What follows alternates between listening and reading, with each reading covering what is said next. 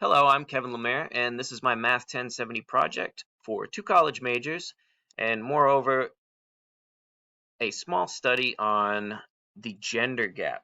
I will be reviewing information regarding popular majors for both males and females for the careers and corresponding salary estimates for each career by gender to further assess existing pay gaps, whether they be gender-based or otherwise, and investigate possible reasons or solutions.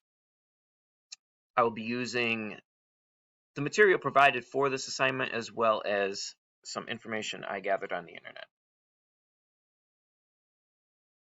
Here we have the list of top 10 popular degrees for men, and rather than list them all, we will go by top 3. But first, the total bachelor degrees earned by men in 2016 was 472,072. Excuse me. The total bachelor's degrees earned in 2016 were 470,072. The total earned for men was 180,039. The total percentage of men who earned a bachelor's degree was 38.14%. And for the women, we have our top 10 list as well. And as we said, the total number of bachelor's degrees earned in 2016 was 400,072.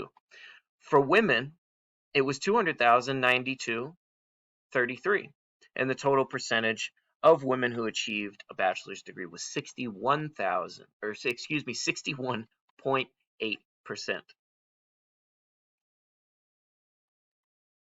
Here we have the Venn diagram of the top 10 most popular for each category, male and female, and their shared degrees.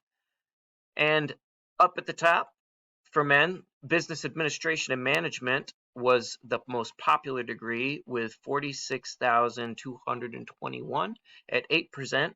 For women, it was registered nursing with 77,249 at 11%, and the top shared degree by both men and women was business administration and management, the same as the men. And the combined total was 87,114 at 18%.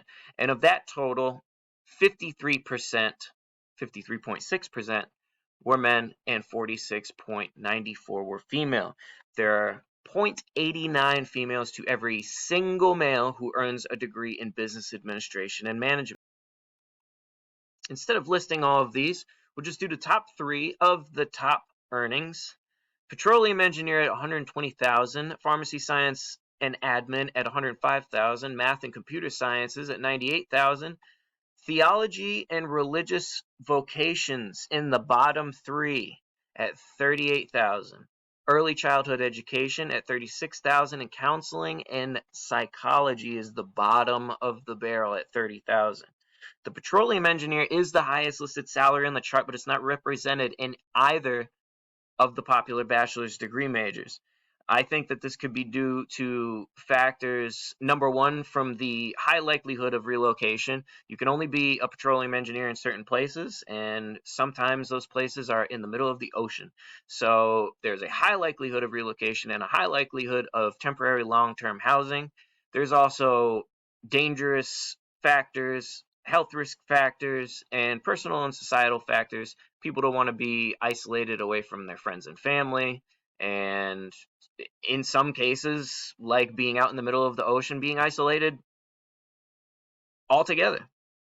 So this can make it hard to fill those petroleum engineer positions, which would be understandable why they charge, well, why they pay so much for this position. Early childhood education, as we see down here, is second to last, but it was still the 7th most popular choice for women. And this does not require a bunch of specialized skills or any kind of exposure to hazardous environments or dangerous environments, and oftentimes won't even require a bachelor's degree. You can have an associate's degree to be in early childhood education in many situations, and in some situations you only need a high school degree. So this may be a few reasons why it is a lower paying career field but highly chosen, as well as the nurturing factor. Exclusively top 10 male degrees. Looking at our Venn diagram here, we have the top 10 men and top 10 women, as well as the shared degrees that both men and women have earned degrees in. And at the top, we have business administration and management at 87,114 at 18.45%. Exclusively male top 10 degrees is mechanical engineering at 15,817 at 3%. Estimated median salary for that is 80,000. The exclusively female top 10 degrees was social work at 12,515 at 2%, and the estimated median salary is 38,000. The annual difference of these two majors would be $42,000, and the total savings of $42,000 over a 40-year career is $5,073,590.52. It's a large chunk of change. Males majoring in mechanical engineering make 71.19% more than females majoring in social work, and females majoring in social work make 28.81% less than males majoring in mechanical engineering. And looking at the median base pay by career, the baseline right here, may be a little bit misleading and may automatically lead someone at first glance to believe that this means that women automatically make less based off of the baseline and men automatically make more based off of this. This is not true. This is a misleading factor. As we can see, the nursing could be an outlier because of a possible inconsistency in data. There may be too many variables involved. It may not have a visible pattern, that type of thing. If we look at mechanical engineers, approximately 89% of the mechanical engineers are male and 11% are female. And this bears a slight similarity to a percentage I found in boys and girls who play with Legos, that boys gravitate to Legos on average more than girls. Girls are also not as frequently encouraged to play with Legos or engage in other STEM-related toys and activities. This is based off of an article that I had found regarding Legos and gender bias or particular tendencies regarding gender in Legos. So is there a correlation or a causation, either between the popularity of majors and the salaries of the chosen fields, or between the gender-dominated fields? There appears to be a correlation between the most popular majors from the males listing the highest paid salaries for jobs related to those majors. Oops, pardon me. There's a likewise correlation between the majors from the female list of majors and the lowest paid salaries. I would say there is a causation between the gender-dominated majors. As I have already discussed, women seem to gravitate towards majors naturally that have a lower pay scale, and men gravitate to the higher paying majors. And something else that I had viewed was an outside article that was a review of an interview of Jordan Peterson, who is a psychiatrist and a professor in Canada, a psychology professor. And agreeableness is a huge factor, in his opinion, on the basis of the gender gap.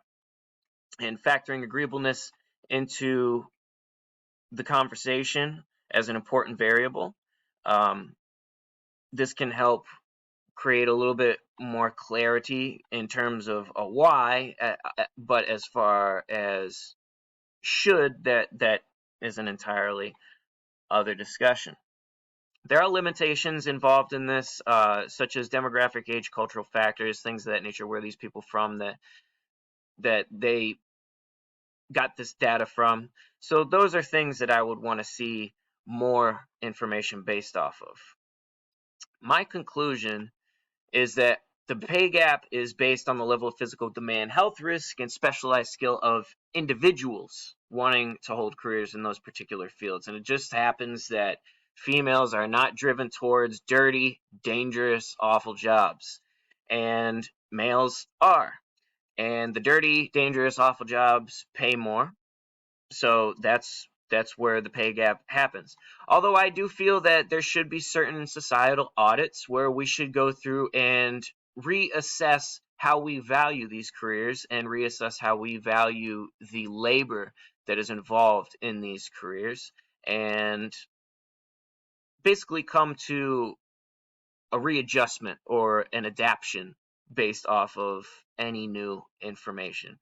So I guess I would say that there is an obvious gender pay gap, but I disagree that it is based solely on gender. I believe that it is based on choices made by the members of said gender. And that is my presentation. Again, my name is Kevin Lemare, and thank you so much for your time.